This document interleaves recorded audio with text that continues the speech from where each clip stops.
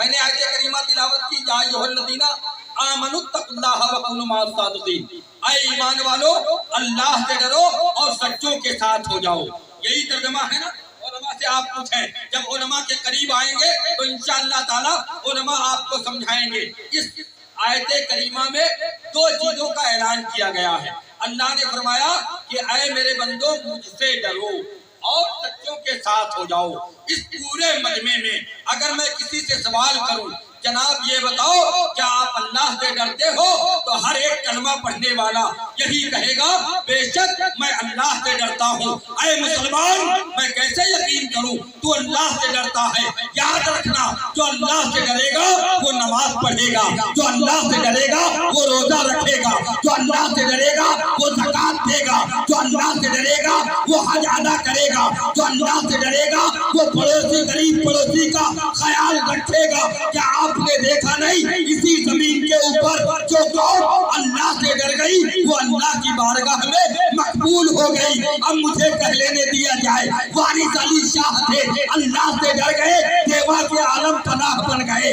امام احمد اللہ تھے، اللہ سے ڈر گئے، اعلیٰ حضرت بن گئے۔ مسعود تھے، اللہ سے ڈر گئے، سید سالار مسعود غازی بن گئے۔ معین الدین تھے، اللہ سے ڈر گئے، غریب نواز بن گئے۔ عبد القادر جیلانی تھے، اللہ سے ڈر گئے، غوث پاک بن گئے۔ اور ذہن کو حاضر کرو، ابو بکر تھے، اللہ سے ڈر گئے، صدیق اکبر بن گئے۔ عمر تھے، اللہ سے ڈر گئے، فاروق اعظم بن گئے۔ عثمان تھے، اللہ سے ڈر گئے، ذوالنورین بن گئے۔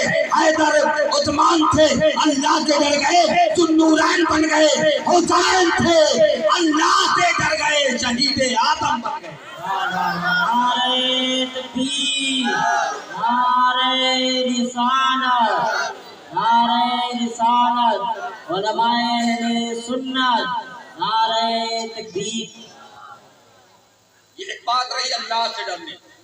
جو اللہ سے ڈرے گا وہ نماز پڑھے گا، جو اللہ سے ڈرے گا وہ روزہ رکھے گا۔ لیکن ایک بات میں پھر کہنا چاہتا ہوں، اس فیر میں نہ رہنا کہ سجدے میں ملے، ہاں اس فیر میں نہ رہنا کہ سجدے میں ملے گی، جنت میرے سرکار کے صدقے میں ملے گی۔ اس فیر میں نہ رہنا کہ سجدے میں ملے گی، جنت میرے سرکار کے صدقے میں ملے گی۔ جنت کوئی آسان چیز نہیں ہے جو بڑی آسانی سے آپ کو مل جائے گی۔ آج اس مہنگائی کے دور میں اگر کہیں ہم پلاٹ خریدتے ہیں تو ہماری اوقات کا ہمیں اندازہ ہو جاتا ہے۔ جنت اتنی آسان ہے۔ ایک جملہ بول کے جا رہا ہوں، سنو، ساری دنیا کا خالق میرا رب ہے، لیکن مالک اپنے محبوب کو رب نے بنایا ہے۔ اگر محبوب راضی نہیں تو جنت کی خوشبو تک میسر نہیں ہوگی۔ میں عرض یہ کر رہا تھا، اللہ سے ڈرو، آگے رب نے فرمایا وَكُونُوا مَعَ الصَّادِقِينَ، سچوں کے ساتھ ہو جاؤ۔ اب اس سیاسی دور میں ہم کسے سچا کریں؟ ایسے حالات میں ہم کسے سچا کریں؟ کہاں سچا تلاش کرنے جائیں؟ اگر مثال کے طور پر میں نے کہا قاری سردار صاحب سچے، تو آپ کہیں گے جلسے میں آئے ہیں اس لیے ان کی تعریف کرتے ہوئے انہیں سچا کہہ رہے ہیں۔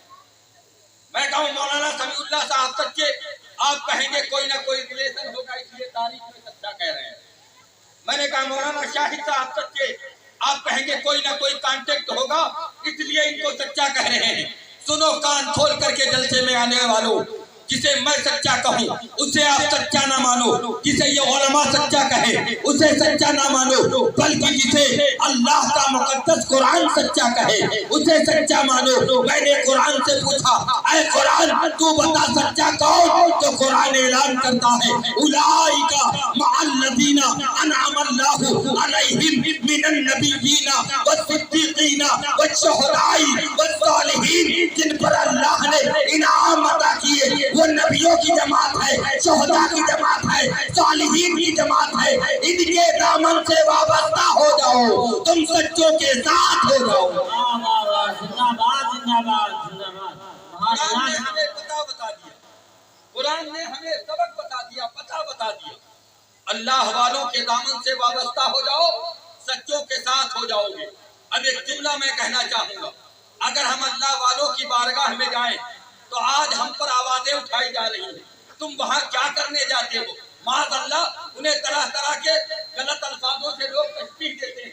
मैं एक पैगाम देना चाहता हूँ कि अल्लाह वालों की बारगाह में जाने से अल्लाह वालों की याद ताज़ा हुआ करती है, अल्लाह वालों की याद ताज़ा हुआ करती है।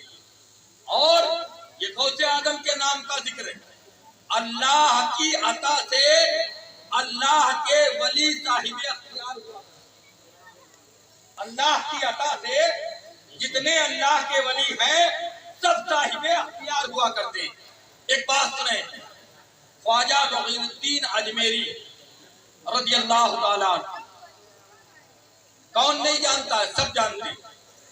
और अक्सर लोग अजमेर जाते हों, कुछ लोग पहले जाते थे बाद में जाना बंद कर दिया, कुछ लोग नहीं जाते थे अब जाना शुरू किया, लेकिन कभी ना कभी लोग जिनको अकीदत है मोहब्बत है जाते हैं। आपके पीर का नाम है ख्वाजा उस्मानी हारूनी।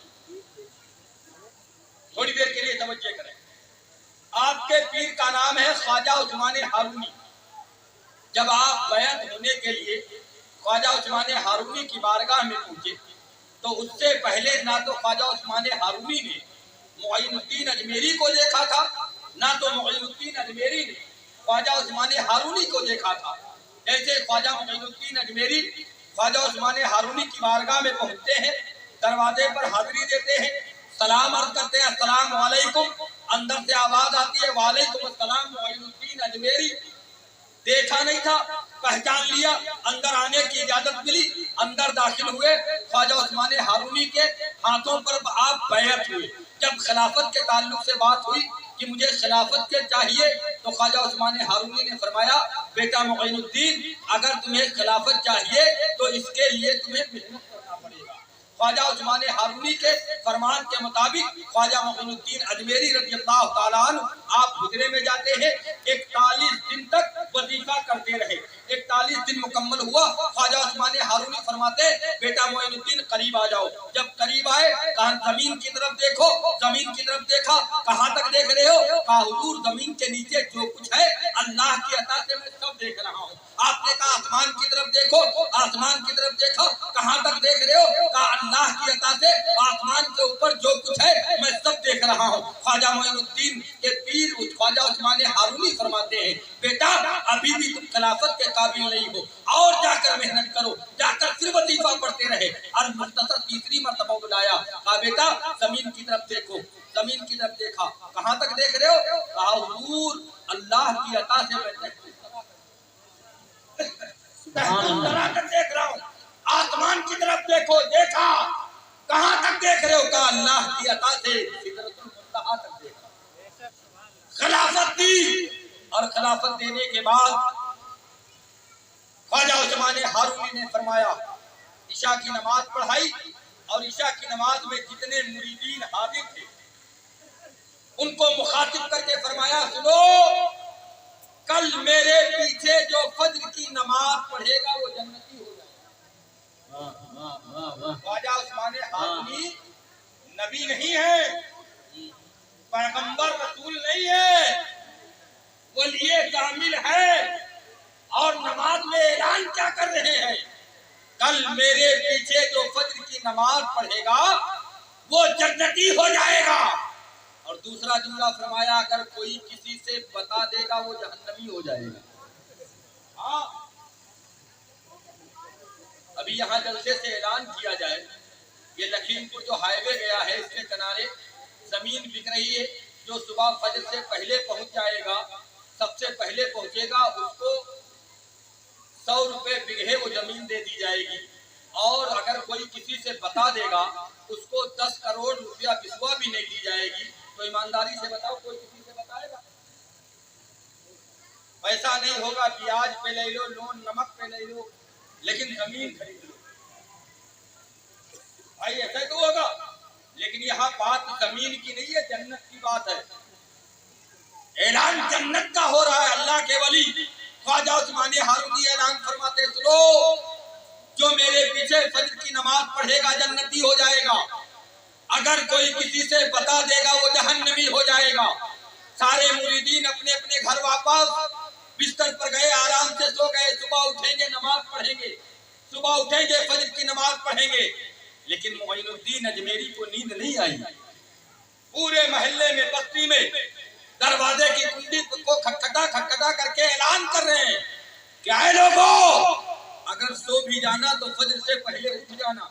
मेरे पीर ख्वाजा उस्मान हारूनी के पीछे फजर की नमाज पढ़ लेना, तुम जन्नती हो जाओगे। शायर ने कहा था, बड़ी बहुत रातें होती हैं सोने और सुलाने के लिए, कुछ रातें होती हैं तकदीर बनाने के लिए। पूरी बस्ती में ऐलान कर दिया। जब सुबह फजर का वक्त हुआ, क्या देखा, मस्जिद में तमाम लोग जमा हो गए।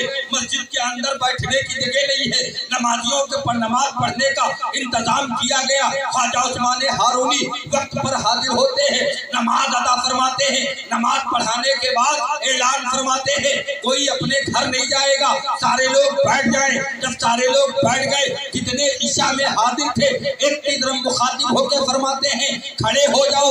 जब खड़ा हुआ, कहा ये बताओ, क्या तुमने किसी से कहा? अर्ज किया, हुजूर मैंने किसी से नहीं कहा। दूसरे से कहा, तुम खड़े हो जाओ। खड़ा हुआ, क्या तुमने किसी से बताया? अर्ज किया, हजरत मैंने किसी से नहीं बताया। कहा मोइनुद्दीन बेटा तुम खड़े हो जाओ। खड़े हो गए। कहा तुमने किसी से बताया? अर्ज किया, हुजूर मैंने तो सबसे बता दिया। सबसे बता दिया। कहा क्यों? कहा आपका ऐलान था, कल आपके पीछे जो फजर की नमाज पढ़ेगा वो जन्नती हो जाएगा। कहा बेटा मैंने ये भी तो कहा था, अगर कोई किसी से बता देगा वो जहन्नमी हो जाएगा। ऐ गरीब नवाज से मोहब्बत करने वालों, ऐ गरीब नवाज के हिंदुस्तान में फैलाए हुए दीन पर अमल करने वालों, गरीब नवाज से अकीदत करने वालों, गरीब नवाज का एक जुमला सुनो। मेरे गरीब नवाज फरमाते हैं, ऐ मेरे पीरो मुर्शिद मैंने इसलिए बता दिया कि अकेला मोइनुद्दीन जहन्नमी हो जाए, मुझे फिक्र नहीं है कहीं मेरे नाना की उम्मत न जहन्नम में चली जाए। मैंने इसलिए सबसे बता दिया।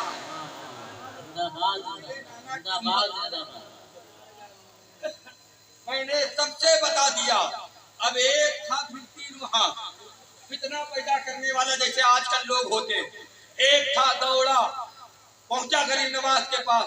कहा गरीब नवाज, मोइनुद्दीन अजमेरी आपके पीर ने फरमाया था जो पीछे नमाज पढ़ेगा वो जन्नती होगा, अगर कोई किसी से बता देगा वो जहन्नमी होगा।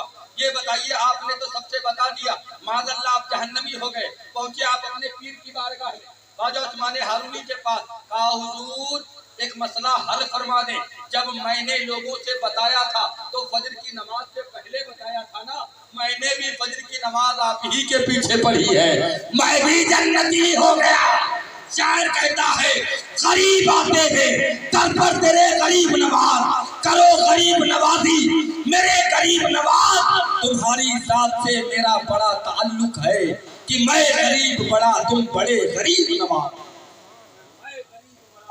तुम बड़े गरीब नवाज। ये गौसे आदम के नाम की महफिल है, क्या आदमी शरीफ के नाम से मंसूब है। एक बात और सुनाई, एक बात और सुनाई, तमाम उलमा मौजूद। असल में मेरी आवाज का भी कसूर है और कुछ माइक का भी कसूर। आज तकरीबन 17-18 बातों में चल रहा, तो इसलिए ज्यादा का कुछ कहने की जरूरत नहीं है, जो भी है अल्लाह का शुक्र है ना। मेरी बात आपके समझ में आ रही? जैसे आज के दौर में कुछ फित्तीन होते हैं, अगर कोई कामयाब हो जाए, दीन का काम करने लगे, तो उनको बड़ी तकलीफ होती है, क्योंकि कुछ लोग अपने दुख से नहीं परेशान होते हैं, किसी के सुख से परेशान, समझ रहे ना। ऐसे लोग हर जगह होते हैं। तो ऐसे ही बगदाद की सरजमीन पर गौसे आदम के दौर में कुछ पादरी थे। गौसे आदम रज़ी अल्लाह ताला अन्हु का जब ऐलान सुना कि वो पीरों के पीर अपने को बताते, बड़े पीर दस्तगीर बताते, तो लोगों ने, कुछ पादरियों ने आपस में एक मीटिंग की थी, आपस में एक मशवरा किया था, और उस मशवरे में एक नौजवान को तैयार किया। तैयार करने के बाद कहा, है नौजवान, आने वाले जुमे को तुझे गुस्ल दिया जाएगा, कपड़े पहनाए जाएंगे, चारपाई पर लिटा करके तुझे जामा मस्जिद के सामने रख दिया जाएगा। गौसे आदम बड़े पीर दस्तगीर से नमाज जनाजा पढ़ाने के लिए कहा जाएगा। جب وہ چارپائی کے سامنے آوے پہلی تکبیر کہہ کے نیت باندھ لے تو چارپائی پر لے لے، جب دوسری تکبیر کہیں تب بھی خاموشی سے لیٹے رہیں، جیسے ہی تیسری تکبیر کہیں تو چارپائی پر اٹھ کر بیٹھ جانا، ہم لوگ ان کی مذاق اڑا لیں۔ یہ منصوبے بنائے جا رہے تھے بغداد کی سرزمین، لیکن ان دہقانیوں کو بے وقوفوں کو معلوم نہیں تھا کہ فانوش بن کے جس کی حفاظت خدا کرے، وہ شمع کیا بجھے جسے روشن خدا کرے، جس کی حفاظت جس کے مرتبے کو اللہ نے بلند کیا ہو، بھلا اس کے مرتبے کو کون گھٹا سکتا ہے۔ جب جمعے کا دن آیا اس نوجوان کو نہلایا گیا اور سفید کپڑے پہنا کر کے چارپائی پر لٹا دیا گیا، ایک چادر اوپر سے ڈال دی گئی، 4 لوگ اسے کندھے پر اٹھا کر کے بغداد کی جامع مسجد کی طرف چلنے لگے۔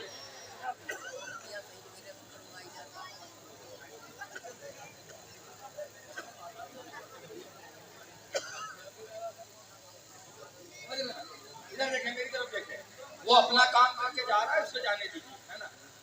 اگر آپ لوگ بھی ہنگامہ کریں گے تو جو اس میں لوگوں میں فرق کیا رہ جائے گا، اس لیے بالکل خاموشی کے ساتھ آپ بیٹھے۔ غوث اعظم بڑے پیر دستگیر کا وہ دور تھا، لوگوں نے اس نوجوان کو نہلایا، کپڑے پہنائے، چارپائی پر لٹایا، 4 لوگ چارپائی کو اٹھا کر کے بغداد کی جامع مسجد کے سامنے رکھے، اور رکھنے کے بعد ادھر غوث اعظم بڑے پیر دستگیر جمعے کی نماز پڑھا کر کے بغداد کی مسجد کی سیڑھیوں سے نیچے تشریف لا گئے۔ نوجوان کا باپ پہنچا، غوث اعظم کے پیر پکڑ کر کہتا ہے، اے غوث اعظم، میرے نوجوان بیٹے کا انتقال ہو گیا، چلیے جنازے کی نماز پڑھا دیں۔ غوث اعظم نے فرمایا کہ بغداد کی سرزمین پر بڑے بڑے علماء موجود ہیں، بڑے بڑے ائمہ مساجد موجود ہیں، جاؤ کسی سے جنازے کی نماز پڑھوا دو۔ تو اس نے کہا کہ میں نے اپنے دل میں عہد کیا، میرے گھر میں کسی کا بھی انتقال ہوگا جنازہ آپ ہی پڑھائیں گے۔ غوث اعظم نے فرمایا نہیں مانتا تو چل پڑھا ہی دیتا ہوں۔ پہنچے چارپائی کے قریب، نیت کی، اللہ اکبر کہہ کر نیت باندھی، پیچھے جتنے پادری تھے سب بنائے کھڑے ہوئے، اب سب کی نظریں اس چارپائی پر لیٹے ہوئے نوجوان پر کہ ابھی تیسری تکبیر ہوگی، یہ اٹھ کر بیٹھے گا، ہم لوگ مذاق اڑا لیں گے۔ غوث اعظم نے دوسری تکبیر کہہ دی، پھر بھی وہ نوجوان چارپائی سے اٹھا نہیں۔ غوث اعظم نے تھوڑی دیر کے بعد تیسری تکبیر کہہ دی، پھر بھی جو نوجوان چارپائی سے اٹھا نہیں، تو نوجوان کا باپ چارپائی کے قریب آیا، پائپ کو پکڑ کر کے جھنجھوڑ کر کہتا ہے، اے میرے لخت جگر، اے میرے زندگی کے سہارے، آخر تجھے کیا ہو گیا؟ میں نے تجھ سے کہا تھا جب غوث اعظم تیسری تکبیر کہیں گے تو چارپائی پر اٹھ کر بیٹھ جانا، ہم لوگ ان کی ہنسی اڑائیں گے، مذاق اڑا لیں گے۔ میں نے تجھے غسل دیا تھا تب تو زندہ تھا، میں نے کپڑے پہنائے تب تو زندہ تھا، چارپائی پر لٹایا زندہ تھا، ہم لوگ چارپائی کندھے پر اٹھائے تب تو زندہ تھا، ہم لوگ لے کر چلے تب بھی زندہ تھا، چارپائی مسجد کے پاس لائے تب بھی زندہ تھا، میں غوث اعظم کو بلانے گیا تب بھی تو زندہ تھا، جب وہ آئے تب بھی زندہ تھا، اب کیوں نہیں اٹھ رہا؟ تب تک غوث اعظم نے چوتھی تکبیر کہہ کے سلام پھیر دیا، فرمایا اے نوجوان کا باپ، اب یہ تیرا بیٹا قیامت تک نہیں اٹھے گا، کیونکہ اس کی جنازہ عبد القادر نے پڑھا دی ہے۔ نعرہ تکبیر، نعرہ رسالت، شان غوث اعظم، عظمت غوث اعظم زندہ باد۔ اس کی جنازہ عبد القادر جیلانی نے پڑھا دی ہے۔ تجھے معلوم نہیں ہے جو غوث اعظم مردوں کو زندہ کرنا جانتا ہے وہ زندوں کو مردہ بھی کرنا جانتا ہے۔ اسی لیے ہم ہمیشہ کہا کرتے ہیں کہ دلوں سے درد کے کانٹے نکال دیتا ہے، نبی کا ذکر مصیبت کو ٹال دیتا ہے۔ میں قادری ہوں، میرا پیر غوث اعظم ہے جو لہد سے مردوں کو زندہ نکال دیتا ہے۔ میں قادری ہوں، میرا پیر غوث اعظم ہے جو لہد سے مردوں کو زندہ نکال دیتا ہے۔ وقت کی قلت ہے، یہ قصہ لطیف ابھی ناتمام تھا، جو کچھ بیاں ہوا یہ آغاز باب تھا۔